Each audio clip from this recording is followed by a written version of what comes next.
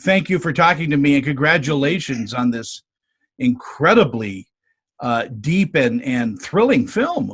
I want to start with Jim, because Jim, you and I, we know each other from Sundance and Miranda Bailey and all of those good people. What prompted you to take this role? It's a great character, and it's an interesting story.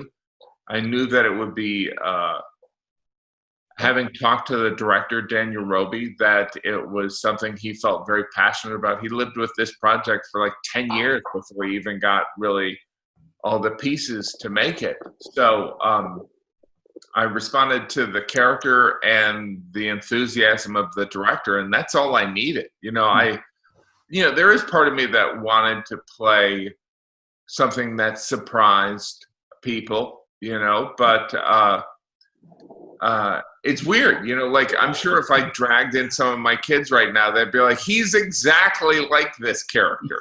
Do you know what I mean? It's like, when it comes to discipline, I can be a badass, so it's, hopefully I'm not this guy, but there's a piece of everyone and everything. Antoine, the same question to you. What prompted you to take this role? What about it was thrilling for you? Well, for me, they asked me to come in and do an audition for this. And the only information I had was, you're auditioning for a junkie. And that's pretty much it. So for me, it was, just trying something new that I hadn't done before. And then when I got the part, and I knew it was about a real story of a guy named Alain Olivier, just to dive into this whole background and this whole experience that Alain lived, it was so crazy. And being able to be the guy that will now be showing this story to the world, because it's crazy for him to be able to see his story on a big screen like that, and not being, just to say to people, here's my story on a big screen, just listen now. So yeah, just being part of this whole story for me, it was just incredible, and trying new stuff, like working in English and playing an adult, something that I haven't really done in the past before. I think a lot of actors out there say, well, playing a junkie, that cartoonish wise, it may not be hard, but you play a junkie with empathy and who elicits sympathy. It is an incredibly well-written role. Definitely. It's incredible. And, to see how such a nice person and well-intended person can find his way into such a crazy story like that is just horrible. And the enemy he was up against is just so big, for the person he is. So yeah, that's just, I think it's a subject that is so important to let people know, and just to share to people. Yeah. Jim, how much do your fellow actors buoy your performance? Well, yeah, I mean, it's very important. It's like any participation, whether it be, people, if you're playing tennis against somebody who's really good, you're probably going to be better at tennis, so being surrounded by, fantastic actors, or people that are enthusiastic about the opportunity, is pretty important. And that's something about the whole crew, I think, on this film, is the whole crew was Quebecois, and there is a rich, vibrant film industry in Quebec that, this is not people that do films as hobbies. These were, it maybe had an independent budget, but it was, some of the finest people in the Quebec film industry that were all involved. So it was weird, because I feel as though it was it wasn't an indie, it wasn't a big budget, but it was a little bit of both. They really do take filming out there. It's like it was here in the 50s. I mean, every crew member not only knows his job but knows everybody else's job. Yeah. It's choreographed beautifully. Yeah, and there is something. There's no, because I have been lucky enough to work a lot. There were no holes that I saw. Like, usually you get on a production, whether it's a big production or a small production, and you're like, all right, we're gonna have to kind of, okay, when I go into hair and makeup or something, I'm gonna have to remind them of my appearance so that they do it. And that was never the case. Like, there was a professionalism and a pride surrounding that work that in a way kind of spoils you, right? So no one was there. So like, these people aren't getting rich doing this. This is people that are participating because they enjoy the film business. You know what I mean? This isn't somebody working in the prop department because it's the only job they could find. It's because they wanted to work on a film and they wanted to do the props. Yeah, wanting to be there and having to be there are two separate emotions. Absolutely. I'm Annette Civarella with Pia Anderson Moss Hoyt, Utah's leading entertainment law firm, serving clients nationwide. We provide solid, attentive representation focusing on minimizing risk, reducing cost, and protecting the reputation and privacy of our clients. Our goal is to provide you with the legal representation you need to make the right decisions and to protect you and your creative works. Call or email me for a free consultation. Antoine, what was the hardest part? What was the hardest scene you had to play?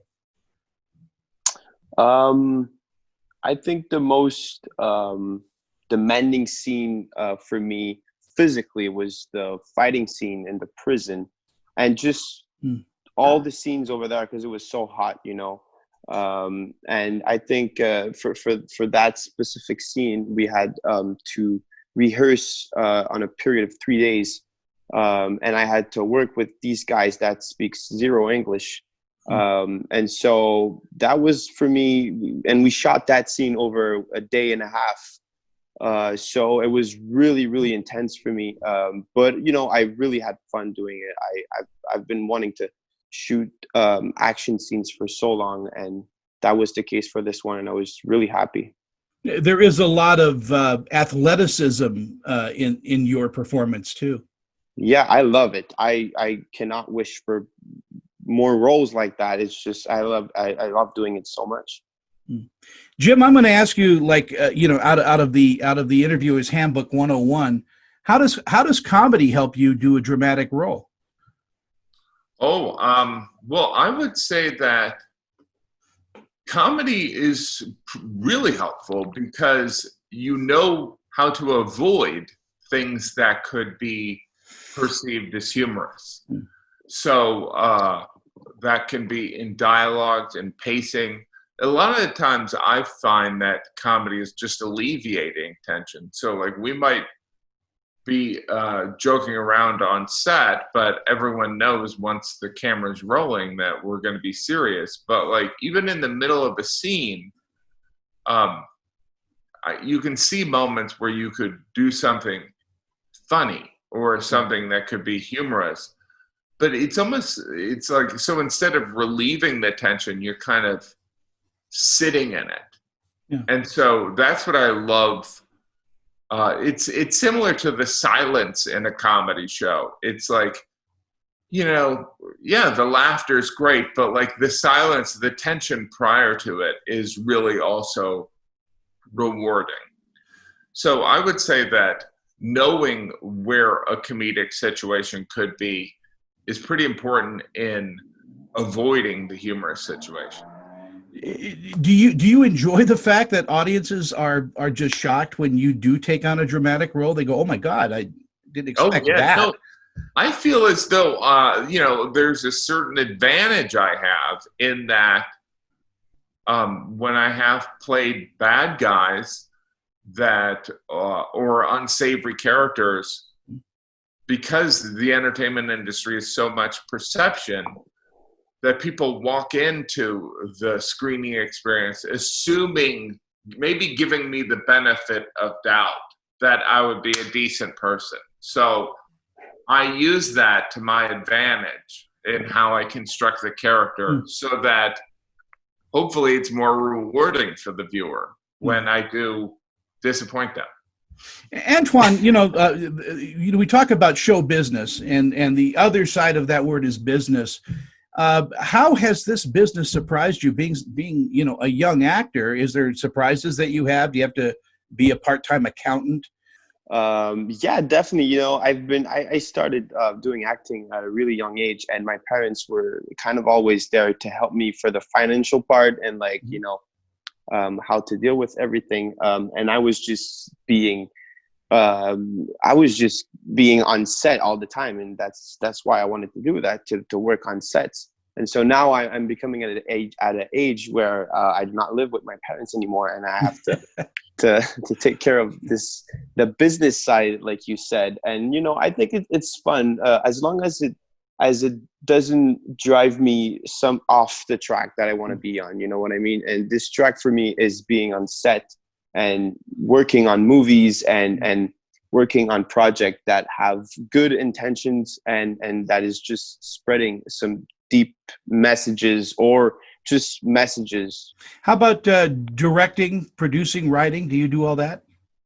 Me? Yeah. Not yet. No, I directed like a small clip for a singer, a French singer here in Quebec a couple years ago. But I tried it. I had fun, but I really see myself as an actor, and that's what I that's what I want to do. Yeah, being an actor. Jim, are you hopping behind the camera more and more?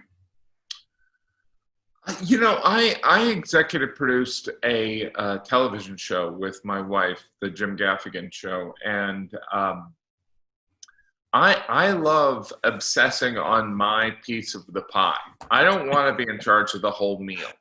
Do you know what I mean? And Daniel Roby is such a classic example of someone who should be in charge of the whole pie. And I mean that as a compliment, because his enthusiasm is unrelenting. You need someone who's going to make those 200 decisions that have to occur every hour. Whereas I want to obsess on the nuance of my character. And, it's, executive producing or directing, I'll leave that to someone else. I mean, I might do it just to get myself more roles, but and I could probably, I'm ever evolving. I've done stand-up material on certain topics and complained about it, and then I enjoy it. So I've changed my views on. In our final moments together, I'll start with Antoine. What do you think audiences are going to pull from the film when they see it? I hope that this film will encourage them to start asking more questions about stories that they hear or things that they read in the news. Just to open a dialogue on any subject and not take everything you see for granted or just for granted as well. It's crazy because Alain, today, this guy was about to spend the rest of his days in a prison. And today he's just so grateful to be here. And some people could focus on such little things that for him, he'd be like, dude, I was about to spend the rest of my life in a Thai prison, and of course there's different circumstances, but it's just to change the viewer's perceptions on things, I'd say. Jim, you have the last word. I would say, I think this movie's a great entertainment, but it also has a depth to it. And I think that there aren't enough movies like that. There's heavy, serious movies, which I love, but I think that we need some movies that have some entertainment value, but also have some messaging that's not heavy-handed, not ham-fisted. It's just You know what? I think you're going to walk away from this movie with a little bit more compassion towards people, and to Antoine's point, maybe questioning things. The value of investigative journalism is pretty important. I think we've kind of lost that in the last few years of how hard these guys work. I mean, I've always been a fan of this type of movie, and Josh's character, Josh Hartnett's character, is really a champion in this film. Yeah. Yeah. Well, guys, thank you so much, Jim. I don't know if we're going to see each other at Sundance. I don't think there's going to be a Sundance this year. No, I don't think there's going to be. So I have to give you your gift bag later sometime. Did you see that there's talk of like 30 cities? Which would be, I don't know what they're going to do. I just want this over with. Me too. I mean, I can't do the Comic-Con, what they're doing, the virtual, panels. You got to meet people and mingle and, Yeah. Oh, Yeah. Definitely. Again, thank you guys so much for being part Thank you, Tony. part of our show. Thank you. And Most Wanted, it is one of the best films so far of the year, and it'll take you by surprise. It is just, the characters in this are just amazingly deep and real.